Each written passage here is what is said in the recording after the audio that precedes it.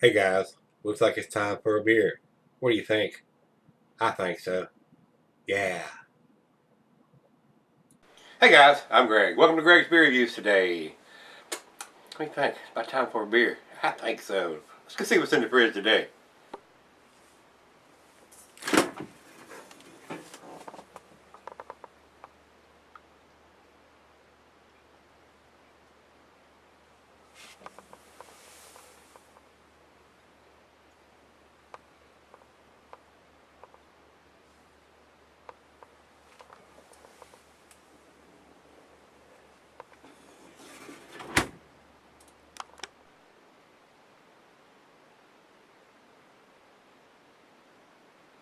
Hey guys, thanks for stopping by Gregsbeerreviews. This this is already be interesting. I was expecting a big chocolatey stout here when I looked at the label here, going, Madrugada Obscura, dark dome stout, ale aged in oak bottle condition. I'm going, man. But I've done some research. This is a beer that Nicholas sent me, and it's got it here, batch 994, bottled on February 17th, 2012. So this beer is a year old. Uh, and what I've read on this is kind of a tart sour type beer, and I'm not into the tart sour beers too much. So is this actually a stout, or should it be considered a different class, being a tart sour stout? So I don't know. I don't know what to expect from this. I'm hoping it's something I'm going to like. This is a big bottle, and Nicholas took the time to send it to me, so I do hope I like it. We're going to go ahead and review it. It's already a year old. I could very easily keep this away, but like I tell you guys, when you send me beers, I feel kind of obligated. It's not fair for you to spend money and send beers to me, and then I put them away in the fridge for 3, 4, 5 years, and you're not even watching, or I may not even be around when I review them. So I feel kind of obligated. Unless you're going to send me 2 of them, I'm gonna review the one you send me. So if you send me 2, I'll put one away, and especially if something can be cellared. I'm not going to put 2 5% beers away, so or one of those away. So. With that being said, we're going to get on with this one. Thanks again, Nicholas, for sending this to me. This is a Jolly Pumpkin Madrugada Obscura, which is, it says a stout, brewed in a stout. So I'm not into the sours or the tart stout, so we'll see where this one ends up. Guys, the style is an American double slash imperial stout. It says 8.10 ABV on here, and that's what it's got on the label here, so that is correct. And he said that they went to the trouble even putting a separate label on the back here, guys, but when it was bottled on. They couldn't digitize it on the bottle, and I guess they couldn't put it on the label, but they took the effort to put another separate sticker here to tell you when it was bottled on. Thumbs up. Even when the beer is no good, the packaging is great, the date's on there, the information you need is on there. So buy the damn beer is what I say, whether it's good or bad. They're taking the effort to do this, guys. Yeah, I'm just joking now, but they're making the effort, so I really hope I like this. And Nick, thanks again for sending it to me. The food pairings of this cheese is a buttery brie Gouda Havarti Swiss. It's general because it's a stout, and they're more chocolatey type or coffee type. And it says here it goes good with chocolate. The meat is beef, smoked meat, game, grilled meat, glassware, pint, becker, stein, tumbler, mug, snifter, oversized wine glass. There you know I've got to do well glass, guys. It's over 7%, especially over 8%. I'm going to probably try to use it, especially on a stout or a porter. So the beer can be solid for extended periods, being 8%. So we're not going to sell this one. So with that being said, we'll get the trusty opener out here. Guys, we still got a few of these left here. They're right here in the box. I've had some people ask me, the black ones and green ones and all different colors. We got several red ones, and I got a blue one. The guy was asking if it was a black one, and it's a dark blue one. And of course, we got the dragon ones here, and I kind of figured those would go quick. But Jenny took one, and I still got a 2 red ones, one for black dragon, one for white dragon. So anybody interested, give me a shout. Let's get the cap off this one, guys. Then you can do this. Not hard to learn.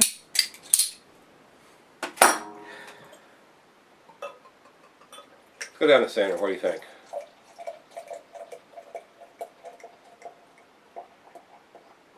I'm trying to get ahead here. We're going to give this a little good finger anyway. Look at that. Look at that. Look at that. Look at that. Look at that. Finger and a half. Yeah, about a finger and a half ahead. Look at that. It looks awesome, don't it? A lot of bubbles in the glass there, guys. It is as black as night. No light, no ruby redness around the outside of the glass. Pitch black. Quite as black as my hair. What do you think? No, maybe just a little blacker than my hair. It looks good in the glass. Nice looking stout. Good finger of head still. The bubbles, half creamy, half a little bit bigger. The bigger ones are dissipating. The smaller ones are sticking around just a little bit. But they are dissipating quickly. So we're down to a finger now, and it won't be long. We'll be down to probably barely covered. 8% beer. The bigger the beer is, usually the less head that it will produce. Usually. Now, it's not always a rule.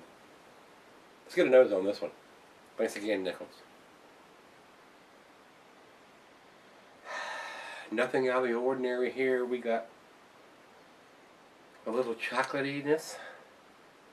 I'm getting just a little bit of the vanilla from being in the oak.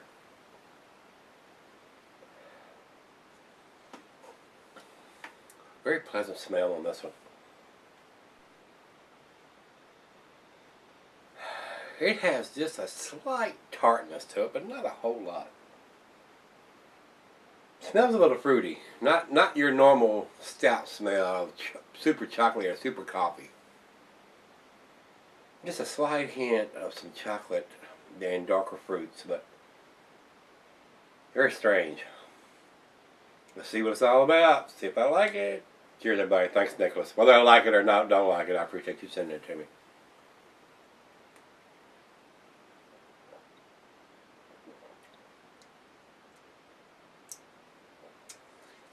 Tart. This is definitely a cross between a sour or a lambic and a stout. Not a traditional stout, and it's calling itself a stout, and it's not a stout.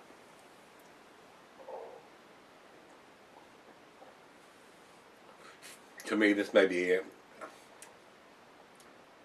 a dark lambic or a dark sour ale or something like that. Not a stout. Stout, I think a super chocolatey or coffee. It's got just enough chocolate to let me know that it's a stout. And it's not super tart.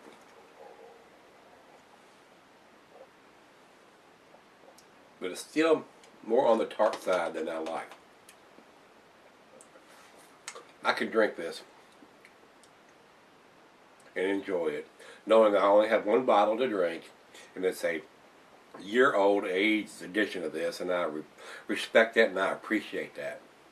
So I am going to enjoy this. This is definitely not a drain pour, but it's definitely not in my style as far as me loving the stouts and what this tastes like.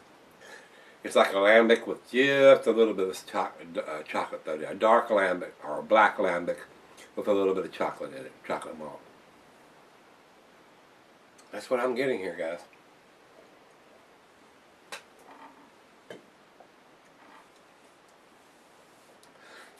If you're a lambic or a sour fan or somebody likes tart beers, you're probably going to like this.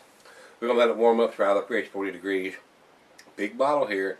Got the other half here. I'm going to share it if she likes it and enjoys it as much as I should be, but I'm just not into the sours and the tarts and the lambics as much as I probably should be, guys. So need to expand my palate. So let me go sip on this and enjoy it, and I'll be right back. Stick around.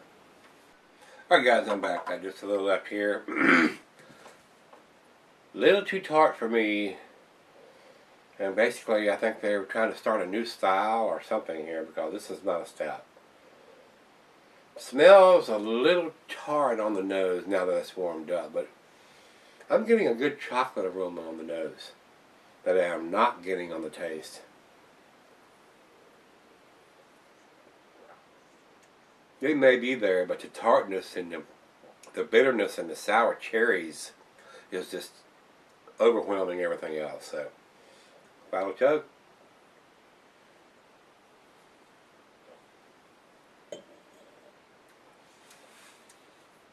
As far as the beer goes, it's got all the information you need on the bottle there.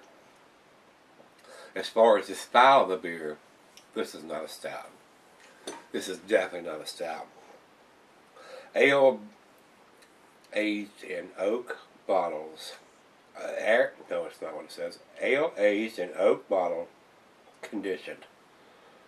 So, being a bottle conditioned beer, it does have the sediment that's in the bottom, but this is not a stout. If you were buying this expecting some coffee chocolate taste, you're going to be very well surprised, as well as I was when I drank this. So, a little on the nose, but none on the taste as far as I'm concerned. Like I said, this is like a black lambic or a sour cherry dark